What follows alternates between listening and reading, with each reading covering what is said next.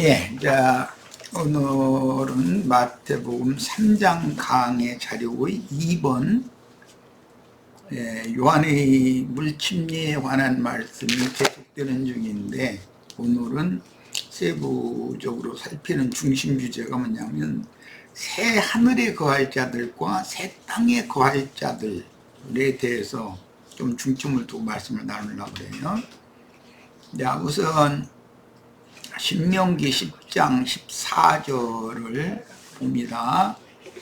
하늘과 모든 하늘의 하늘과 땅과 그 위의 만물은, 본래 이게 하늘, 땅이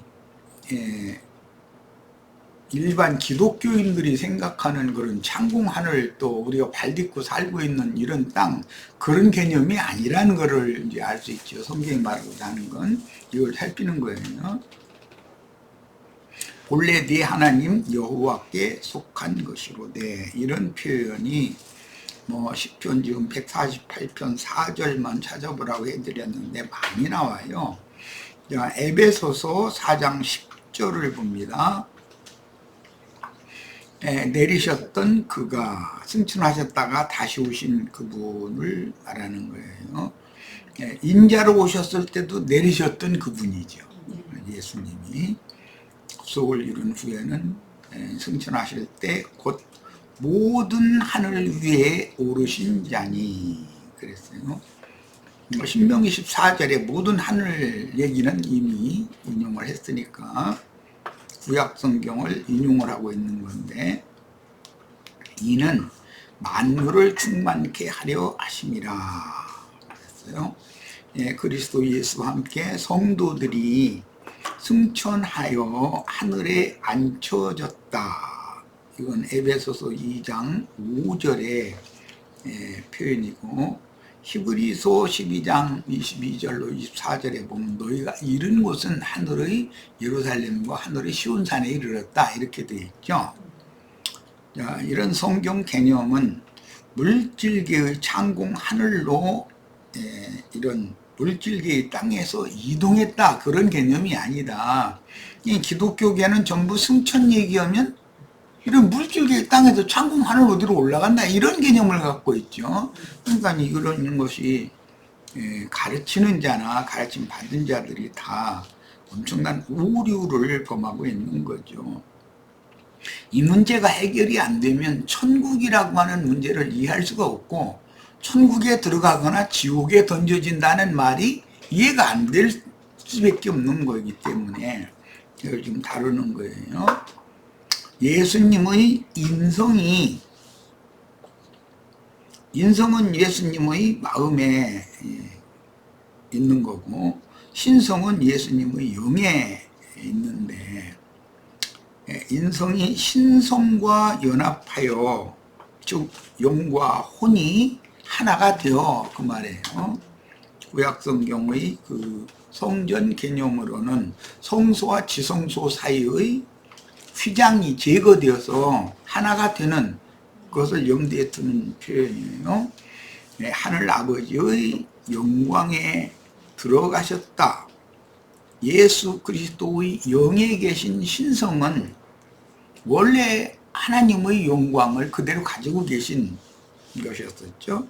그러나 마리아를 통해서 세상에 보내진 예수의 인성은 많은 고난을 통해서 온전케 되어져서 신성에 연합이 되어져 가지고서 완전케 되는 것이기 때문에, 이 문제가 이해되어지면 회개하고 복음을 믿음으로 구원을 얻고 구원을 이루어서 신부성의 영광에 들어갈 권세를 얻는다라는 말이 무슨 뜻인지를 이해하기가 쉽죠. 창세전부터 하나님 아버지와 함께 가졌던 영화에 동참하셨다는 뜻입니다. 자, 빌립보서 2장 9절로 11절. 이러므로 하나님이 그를 지극히 높여 모든 이름 위에 뛰어난 이름을 주사 하늘에 있는 자들과 땅에 있는 자들과 땅 아래에 있는 자들로 모든 무릎을 예수의 이름에 꿇게 하시고 모든 입으로 예수 그리스도를 주라 시인하여 하나님 아버지께 영광을 돌리게 하셨느니라 그랬는데, 본문에서 구속을 이룬 후에 인자의 인성까지도, 예수님의 영에 계신 신성은 영원부터 영원까지 그게 하나님의 영광이 그 안에 충만한 것이죠. 그러나 사람으로도 오셨기 때문에 예수님의 인성은 신성처럼 근본적으로 온전한 건 아니다라는 거예요. 그러니까 하나님의 아들이시지만 그 인성을 온전케 하는 많은 고난으로 말미암아 온전케 되는 과정에서 눈물로 호소를 했다는 것이잖아요. 예수님이라도. 그러니까 실제로 구원을 이루는 것의 실제는 사실은 혼이 온전케 되는 것이 그렇게 쉽지 않은 문제라는 것이죠. 모든 하늘들에 오르셨다는 표현은 구속하신 성도들의 영과 혼들을 자신의 영과 혼에 연합시켜서 품고 메고 하나님의 영광에 이르기까지 높아지셨다는 뜻이다. 예수님의 승천이라는 말은 예수님의 영의 영광, 영화에 혼까지도 동참하게 되는 상태, 하나님의 영광에 예수님의 인성까지도 영광에 참여하는 상태를 승천한다라고 말을 하는 것이지, 물질적인 이런 지상의 땅에서 창공 하늘 어디로 예수님 올라간다 그런 말이 아니라는 거예요. 자, 에베소서 2장 5절로 6절. 허물로 죽은 우리를 그리스도와 함께 살리셨고 너희는 은혜로 구원을 받은 것이라. 은혜로 구원을 받았다는 말 자체가 영이 거듭났다, 부활된 거다, 이게 죽은 영이 살아났다 이 말이란 말이죠. 그리고 또 함께 일으키사 그리스도 예수 안에서 함께 하늘에 앉히시니. 그러니까 우리도 너희가 이른 곳은 하늘의 예루살렘, 하늘의 시온산이라고 할 때 그 의미를 이제 이해를 잘 하셔야 되는 거죠. 우리가 창궁 하늘 어디에 이르러 있는 것을 말하는 게 아니다. 만약 이런 물질적인 하늘을 성경이 말하는 하늘이라고 표현을 한다면, 뭐 내가 가끔 그 얘기하지만 달이 지구에서 보면은 하늘에 떠 있어요. 그런데 사람이 개발한 그 고속 비행기가 달까지 사람을 태우고 가고 이제 이러죠. 그러면 사람이 하늘로 비행기를 타고 간 거예요. 그런데 지구로 다시 돌아오려면 또 하늘로 올라가야지, 달의 땅을 파고서 속으로 들어가는 게 아니잖아요. 올라갔던 그 사람이 지구로 다시 내려온다 해가지고 땅 속으로 들어간다는 말이 아니잖아요. 하늘로 올라가는 거지. 자, 그러니까 여기에서 그 달 있는 곳을 바라보면 거기가 하늘이고, 달에서 지구를 바라보면 여기가 하늘이에요. 그러니까 전체가 다 하늘에 있는 많은 별들이다. 이런 일반적인 상식으로도 그런 것을 이해를 해야 된다는 거죠. 그래서 성경에서는 하늘은 나의 보좌요, 땅은 나의 발등상이다, 이제 이렇게 선지자가 표현을 했고, 모든 하늘이라는 말을 성경이 말할 때는 예수 그리스도 영과 연합된 모든 성도들의, 제자들의 영들을 말하는 것이지 창공 하늘의 무엇을 말하는 게 아니라는 거예요. 기본적인 개념이. 히브리서 9장 24절 25절. 그리스도께서는 참것의 그림자인 손으로 만든 성소에 들어가지 아니하시고, 바로 이번 번역에는 그 하늘이라고 그랬는데, 참것의 하늘이니까 참하늘이죠. 실제는 그 하늘에 들어가사 이제 우리를 위하여, 여기서 그라고 하는 말은 하나님 자신이 곧 하늘이다 이거예요. 이제 그런 개념이에요. 우리를 위하여 하나님 앞에 나타나시고 대제사장이 해마다 다른 것의 피로써 성소에 들어가는 것 같이 자주 자기를 드리려고 아니하실지니, 그랬어요. 예수의 피로 구속하신 성도를 건축자재, 건축 재료로 삼아서 세운 교회를, 참하늘, 그 하늘, 하나님 자신 안에 앉혀졌다라고 표현한다 이거예요. 이게 교회는 하늘에 속한 것이지 땅에 속한 것이 아니죠. 세상 나라는 땅에 속한 것이지만 교회는 하늘에 속해 있는 거예요. 모든 만물 위에 교회가 있는 거예요.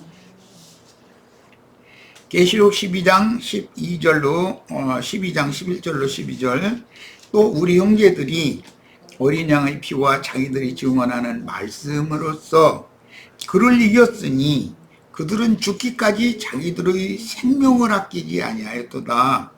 그러므로 하늘과 그 가운데 거하는 자들은 즐거워하라 그랬는데, 여기 하늘과 그 가운데 거하는 자들은 앞에서 살펴본 바와 같이 허물로 죽은 우리를 그리스도와 함께 살렸다 할 때 그 살리심을 받은, 즉 거듭난 성도들은 모두 하늘에 거하는 자들이다 그런 말이에요. 지금 개념이.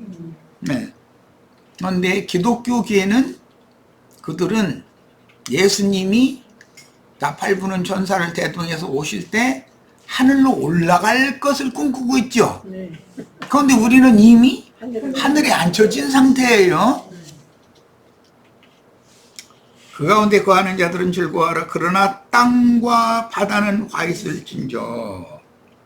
여기 이제 직역으로 하자면 땅에 거하는 자들과 바다에 거하는 자들은 화가 있다, 이런 문구예요. 이는 마귀가 자기의 때가 얼마 남지 않은 줄을 알므로 크게 분내어 너희에게 내려갔음이라 하더라 이랬는데, 여기서 내려간다라는 말은 하늘로 승천 올라간다는 말의 반대 개념이기 때문에 하나님의 보좌에서 하나님께 심판을 받아서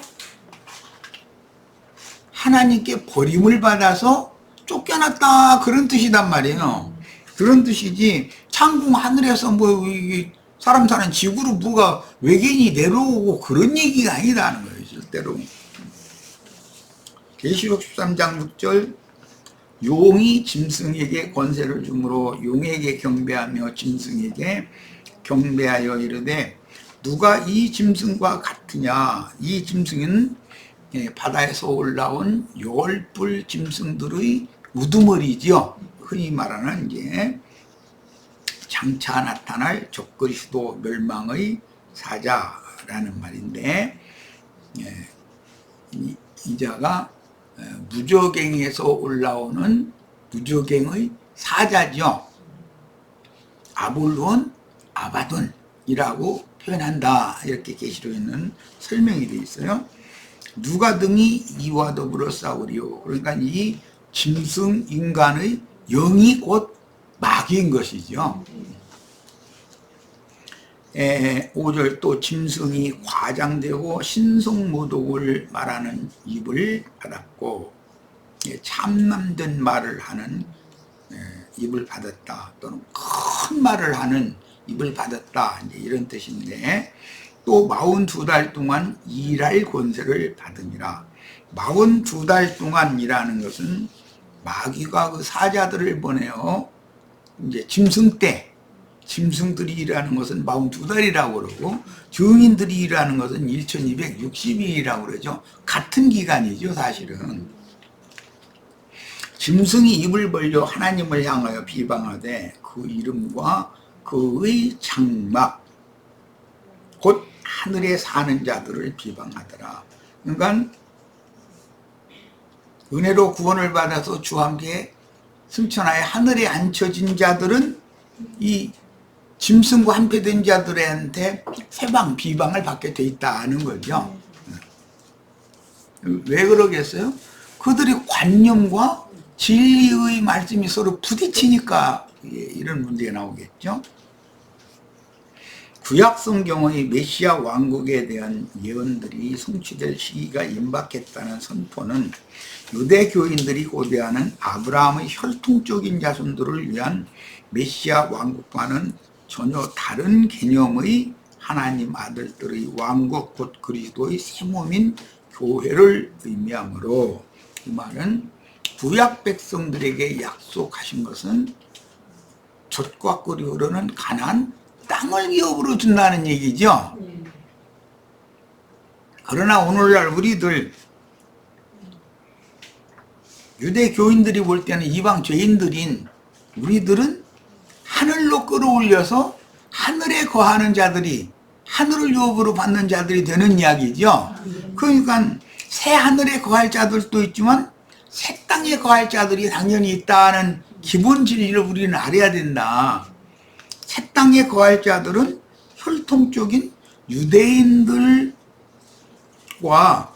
그 유대인들의 신앙 회복을 통해서 그들이 곡과 마곡 백성들에게 전도를 해서 구원 얻은 사람들은 전부 새 땅에 거할 자들인 것이죠. 우리는 지금 전부 새 하늘에 이미 새 하늘에 거하는 자들, 하나님의 참장막에 들어간 자들이다라는 말이에요. 성경이 이걸 지금 증거한 거예요.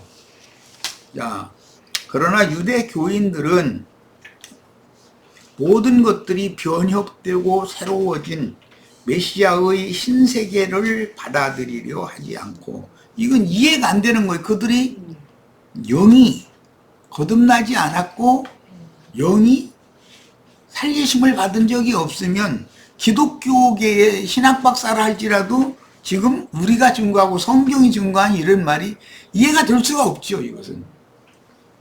그래서 하늘문이 열린 사람들에게나 그 계시를 통해서 이 말을 이제 이해를 할 수 있는 그런 난해한 문제예요, 이게. 자신들이 고대하던 메시아 왕국을 기다리던 유대 교인들의 불통과 아집은 오늘날 기독교계 사람들의 불통과 아집 똑같은 거죠, 지금. 우리들이 지금 증거하는 이런 말은 완전히 이단자들이 하는 말이고, 자기네들이 이해할 수 없으면 이단자들이라고, 그 사람들의 이단 정의는 그거거든.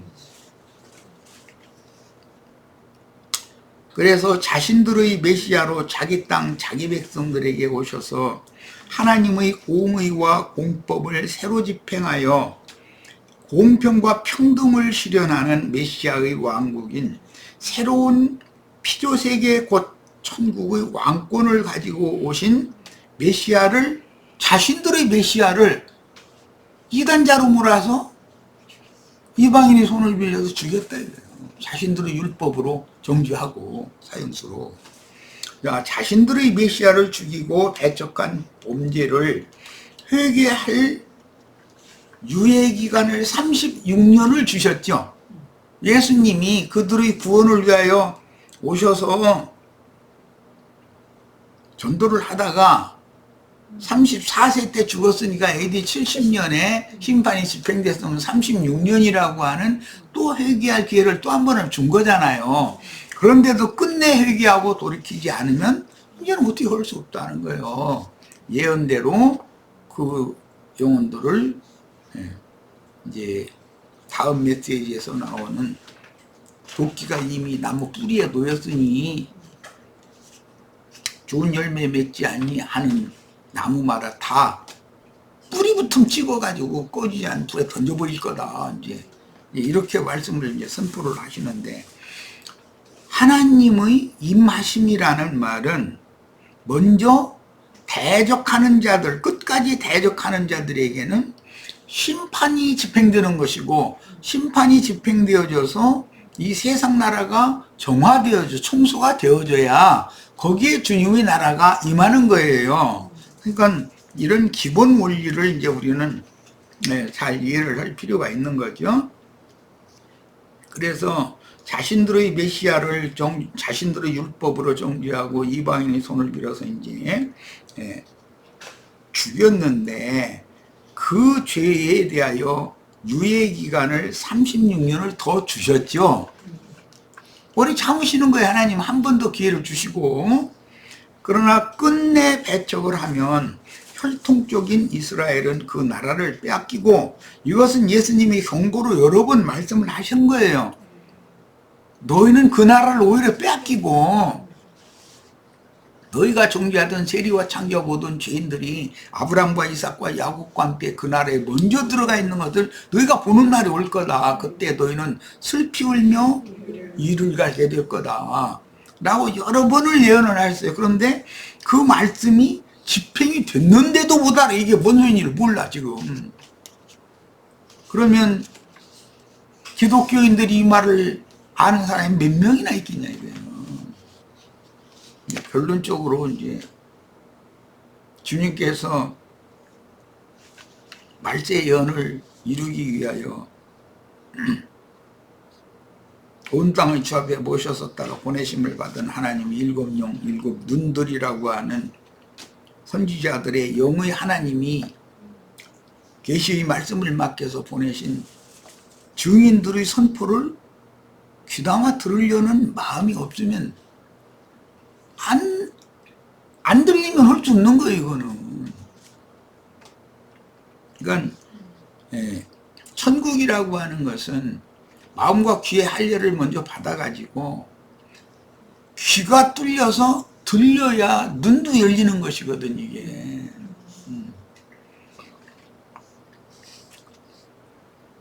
자, 오히려 그들은 그 나라를 빼앗기고, 이제 로마서 11장으로는 참 좋은 감람나무 가지들에서 그들은 잘려나가고, 그 자리에 오히려 그들이 정죄하던 이방 죄인들이 접붙임을 받아가지고 오히려 구원을 얻었는데, 이것이 그들이 아브라함의 하나님, 이삭의 하나님, 야곱의 하나님과 함께 그 나라에 먼저 들어가 앉은 자들이 됐다는 거예요. 우리가 지금 그런 상태인 것이단 말이에요.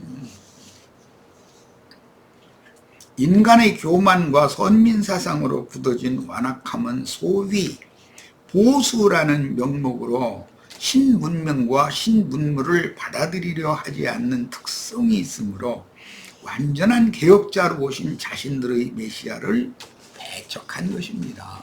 사람은 자기가 한번 이것이 옳다라고 인이 쳐져버리면 세상 없는 진리 말씀을 증거를 해도 그 사람이 더 잘못된 사람이고 자기가 옳다고 꽉 붙잡혀 있는 상태이기 때문에 신문명과 신문물을 받아들이기가 어렵다는 거예요. 그래서 이 늙은이의 아집과 기질과 고집은 당할 수가 없어. 그러니까 젊은 며느리들은 시어머니하고 싸울 필요가 있어요, 없어요? 시어머니 안 돼요. 며느리가 어떻게 다퉈서 해결될 문제가 아니에요. 주님께 맡기고 기도나 하세요. 싸운다고 될 문제가 아니에요, 이거는. 주님의 은혜가 임해야 되는 문제죠. 그러니까 아무튼 자기는 고집 없다. 할머니, 할아버지들이 막 고집 세 이런 사람이 있어요? 아이고, 나는 모든 거 다 내가 살면 얼마나 더 살겠니? 나는 뭐 고집 부리고 말 것도 없다. 뭐 말은 그래. 그러는데 이건 완전히 철판 두께가 완전히 20cm도 넘어. 오늘날의 세속 교계에도 보수파와 개혁파 사이에 힘없는 교리 전쟁이 계속되는 것은 사람 속에 어떤 영이 한번 인으로 새겨지면 옛 것을 버리고 새 것을 받아들이기가 그만큼 어렵다는 것을 알 수 있다. 심지어 옛 것을 버리고 새 것으로 받아들였다가도 다시 옛 것으로 돌아가는 그런 관성이라는 게 이미 조성되어진 습관이 있다 이거예요. 습관의 성질이 있다 이거예요. 옛 것으로 돌아가고자 하는, 회귀하고자 하는 관성이 모든 인간에게 있기 때문에 이것이 이제 돌고 돈다 그러는데 제자리로 가고 싶어 한다 이거예요. 이게 인간의 육적인 본성이기 때문에 개가 토하였던 것에 다시 돌아가고, 돼지가 씻었다가 더러운 구덩이에 도로눕는 신앙생활을 반복하므로 은혜와 믿음을 끝까지 지키지 못하고 인본주의와 율법행위로 다시 돌아가는 것이다. 그래서 은혜로 시작하였다가 결과적으로는 육체로 마치는 자들이 그렇게 많이 나온다는 거예요. 구약 성경에서 하나님의 나라라는 거 왕국, 말쿠트 히브리어로는 그런 용어인데, 주요 의미는 왕국 백성들과 왕국의 영토와 왕의 통치권인데, 이것은 신약 성경에서도 마찬가지로 왕국이라는 뜻의 헬라어 말쿠트를 헬라어로 이제 번역을 한다면 바실레이아인데, 이 바실레이아는 왕국 백성들의 거처, 왕의 통치권, 이 세 가지를 의미한다. 항상 나라라는 말이 나오면 이 세 가지 여건 중에 충족된 교회만이 사랑의 아들의 나라, 왕국이다. 이 세 가지 중에 어떤 거 하나가 결여되면 그것은 하나님 나라가 안 된다. 골로새서 2장 13절로 14절 봅니다. 그가 우리를 흑암의 권세에서 건져내사 그의 사랑의 아들의 나라로 옮기셨으니, 하나님 아버지의 나라가 있고 아들의 나라가 있죠. 그러니까 사랑의 아들의 나라라고 하는 것은 하나님의 나라의 한 부분인 거예요. 지금 이 사랑의 아들의 나라가 회개하라 천국이 가까이 왔느니라 했던 가까이 온 천국이죠. 그 아들 안에서 우리가 속량곧 죄사함이라 그랬는데 죄들의 용서를 얻었도다. 여기 인용한 성경은 다 찾아 읽어보시기를 바라요. 빛과 생명이신 진리의 하나님 나라인 천국은 빛과 생명의 나라죠. 진리의 나라이고, 근데 천국 바깥의 어두운 데 쫓겨난다, 거기서 슬플며 이를 간다, 이렇게 예수님 여러 번 말씀하셨는데, 그건 용에게 권세를 부여받은 짐승들의 나라다 이거예요.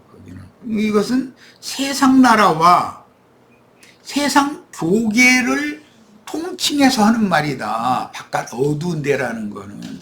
그러니까 세상 나라와 세상 교계는 전부 어둠의 권세가 지금 주장하고 지배하고 있는 거다 이거예요. 본문에서 구속하신 우리를 흑암의 권세에서 건져내셨다라는 뜻은 세상 나라와 세상 교계에서 우리를 빛이신 주님의 나라 안으로 빼내고 불러들였다, 지금 그 말이에요. 실제로는 세상신 마귀에게 권세를 받은 세상 나라 짐승들의 권세에서 건져내셨다는 뜻이며, 그의 사랑의 아들의 나라라는 표현은 하나님의 교회 즉 부활 승천하신 그리스도의 새 몸인 인자 예수의 몸과 그리스도의 몸은 다른 거죠. 교회로 옮겨서 천국 백성들이 되게 하셨다는 뜻입니다. 당시 천국을 영적인 것으로만 해석하여 인간의 마음 안에서 상상하던 거듭나지 않은 인간들의 마음으로 상상 중에 좋은 낙원이 있을 것이다. 그런데 그 낙원은 종교인으로서 열심히 율법 생활을 하다가 죽으면 좋은 데로 간다, 그런 생각이라는 거예요. 그게 낙원이다, 이제 이렇게 생각을 했는데, 랍비들의 영지주의 해석이나 메시아 왕국이 이룰 때 로마의 지배가 무너지고 정치적 평화와 번영이 도래하리라고 생각하고 있던 1세기 당시의 유대인들의 세상적인 해석과는 달리 주님이 지지자들을 통해서 세우신 교회는 천국의 실체요 실상이다. 지금 천국을 성경이 말하는 것은 교회를 말한다 이게 지금. 그런데 기독교인들은 죽으면 뿅 하고 어디로 죽지도 않고 휴거돼서 어디 좋은 데로 올라간다. 아니면 죽으면 며칠 후 며칠 유단강 건너 좋은 데로 낙원으로 간다. 또는 이제 특별한 기독교계의 어떤 교파, 즉 여호와의 증인이라고 하는 교파 사람들은 이 땅에서 죽지도 않아. 그러고서는 좋은 나라가 이 땅에 이루어지면 날마다 여치처럼 기타나 치고 노래나 부르고 그 나무 밑에 가서 시원한 데 가서 이러고 있다가 배고픔 입 벌리면 딱 맛있는 음식이 딱 떨어지고 이런 걸 상상한다 이거예요. 얼마나 황당한 사람들이냐. 그런데 그들한테는 수많은 사람들이 몰려있죠. 그 여기로 와라 그러면 사람들이 이상한 말만 한다. 그러고서는 안 오죠. 경계하고. 오늘날도 구원자이신 그리스도의 통치권, 그리스도께서 통치하는 영역과 백성들이 단순히 영적인 것으로 구속하신 영혼들의 속에서만 실현되는 것이 아니고 신령한 것 같아도 이것을 주장하는 속생명파라고 그러죠.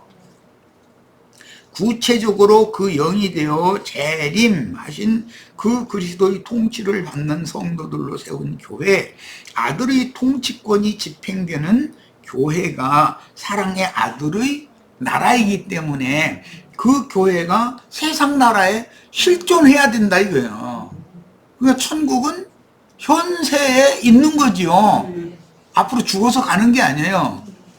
근데 여러분 거기 어둠의 권세가 역사하는 지옥세계에서 빨리 도망해서 여기 빛의 세계 천국으로 와야 됩니다. 이렇게 말하면 너희 모이는 곳만이 천국이야? 우리가 천국인데? 이래버리면 이것은 어떻게 할 수 없는 것이죠. 유대교인들이 그런 식으로 멸망했다 이거예요. 천국이라는 용어는 모든 하늘들의 왕국이니 바로 구속하신 성도들의 모임들인 각 성의 교회들 전체를 성령의 교통을 통해서 한 몸으로 세워 그리스도의 충만을 나타내시는 우주적인 그리스도의 새 몸이요. 그리스도의 몸은 하나님의 신전이요 하나님의 왕궁이니 만유인 새 우주를 통치하는 모든 권력과 권세는 구속하신 내 생물인 교회의 머리가 되시는 그리스도께로부터 나오는 것이고, 주님의 교회는 그 영이신 주님이나 세우는 것이지 사람의 손으로 무슨 대리석 사다가 뭐 반짝거리는 유리 사다가 뭐 만드는 그런 게 아니다라는 거예요. 자, 각 성에 세우신 주님의 교회는 구속을 위해서 독생자로 오신 인자 예수의 몸인 첫장막 성전이 무너지고 더 크고 온전한 참하늘의 신령한 참장막인 새 성전이 세워진 실체이니, 교회는 임마누엘 하나님의 백성들이 거할 처소인 현세의 천국이며 하나님의 왕국이다. 이게 교회에 대한 이상과 계시가 세상 교회나 세상 나라와는 너무 다른 거지요. 성경의 계시와는. 인자 예수의 죽음은 하나님의 첫 성전이 무너진 것이니, 첫 성전은 무너져야지요. 사람으로 오신 예수는 반드시 죽어야 된다 그 뜻이요. 사람의 손으로 지은 건물들인 예루살렘 신전이 무너짐으로 실현되었고, 세상에 속한 하나님의 왕국인 이스라엘 나라는 로마에 의해서 완전히 멸망했으나 주님의 새 몸인 신령한 몸 성전인 교회가 신세계에 세워짐으로 지금 우리는 2000년 전에 이미 사도행전 이후에는 새하늘과 새 땅이 펼쳐졌죠. 저주받은 처음 하늘과 처음 땅은 심판받아 버렸단 말이야. 자, 하나님의 나라가 임한다는 것은 이렇게 오는 거다 이 말이에요. 하나님이 친히 지으신 새 성전인 하늘의 참 장막 성전이 세워지고 이면적인 유대인들의 나라가 나타난 실상인 주님의 신령한 새 몸 참 장막으로 지어진 교회가 세상에 세워짐으로 침례자 요한의 다급한 하늘의 전갈은 회개하라 천국이 가까웠다. 이거 얼마나 다급한 하나님 말씀의 선포예요. 역사상에 실현되어 나타난 것이니 주님의 더 크고 온전한 새몸인 교회는 아담을 위한 배필로 여자를 지으신 것으로 창세기부터 상징이 되었다. 그래서 이것은 부활하신 그리스도의 새 몸된 그리스도의 배필은 교회를 말하는 거다. 주님의 교회는 어둠의 세상에서 빛이신 주님 자신께로 불러내어 피로 구속하신 친백성들, 빛의 자녀들인 제사장들의 나라이며 메시아 왕국의 실현이요, 지금 주님은 그 영이 되어 부활의 몸이요 새 창조 세계의 새 신전인 더 크고 온전한 참장막에서 멜기세덱 반차에 따라 영원한 대제사장의 중보로 성도들의 죄와 허물들을 여전히 담당하시는 중이다. 지금 그 영이 되신 성령께서 우리 형제 자매님들의 죄와 허물들을 그분이 모든 순간마다 지금 담당을 해주시기 때문에 우리는 정결함을 유지할 수가 있는 거죠. 그러니까 교회 생활을 떠난다는 곧 범죄에 연루되어서 더럽혀진 상태에서 정결하게 될 수 없다라는 뜻이고, 하나님의 경륜에 따른 천국의 나타남에 참여할지 참여하지 못할지를 결정하는 것이다 라는 거예요. 자, 첫 시간 여기까지 해서 마칩니다. 잠시 쉬었다 이어갑니다.